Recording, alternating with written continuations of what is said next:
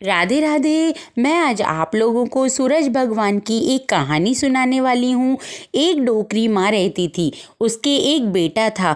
वो पूरे गांव की गायों को चराने जाता था। एक दिन वह अपनी माँ से कहता है कि माँ माँ, मेरी गायों में एक सांड भी आता है। वो मुझे नहीं पता कि वो कहाँ से आता है और शाम को वो कहाँ चला जाता है, पर मुझे सब गायों की ग्वाली मिलती है, पर उस सांड की ग्वाली आज दिन तक भी मुझे नहीं मिली। पूरा साल भर ही होने को आया, पर मुझे नहीं पता वो सांड किसका है, वो कहाँ से आता है और कहाँ चला जाता है।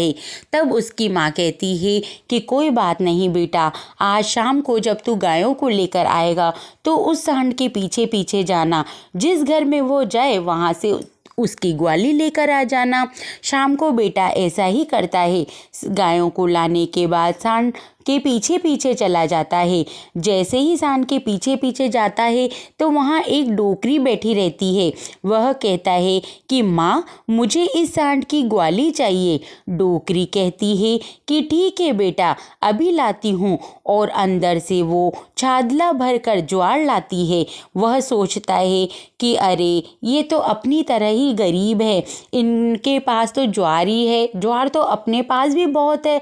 ऐसा सोचकर वह मुट्ठी भर भर के ज्वार कबूतरों को डालकर चला जाता है। घर जाते ही उसकी माँ से कहता है कि माँ, वो तो अपनी तरह ही बहुत गरीब है। मेरे को झोली में उन्होंने छादला भर के ज्वार दी थी, तो मैं आधी से ज़्यादा तो कबूतरों को डालाया, थोड़े बहुत दाने बचे होंगे।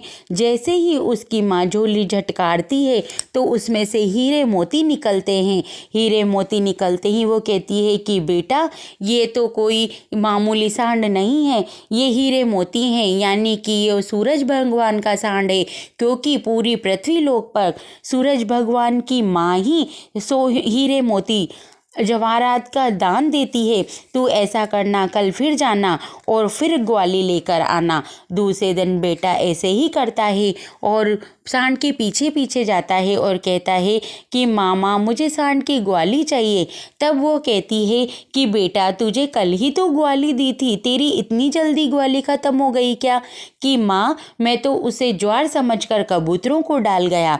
तब डोकरी कहती है कि बेटा, मेरे पास तो आज भी ज्वार ही है। तो वो फिर छादला भर कर ज्वार भर कर लाती है और कहती है बेटा, इसे ले जाकर अपने घर में कोनों में डाल देना।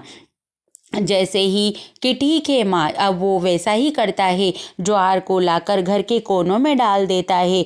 दूसरे दिन जैसे ही सुबह होती है, पूरा घर उसका हीरे मोती जवारों से भर जाता है, उसकी झोपड़ी महल बन जाती है।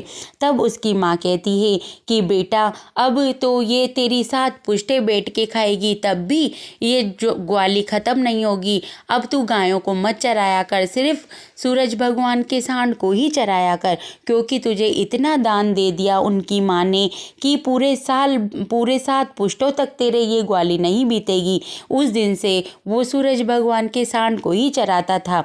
हे मेरे सूरज भगवान और उनकी माता जी, जिस प्रकार उनके बेटे की कमाई में सब बरकत दी, उसी तरह सभी के बेटों की कमाई में खूब सब बरकत देना और सबके बेटों की खूब लंबी उम्र करना। अगर सूरज भगवान की ये कहानी आप लोगों को पसंद आई हो तो इस चैनल को लाइक, शेयर और सब्सक्राइब जरूर कर देना। धन्यवाद।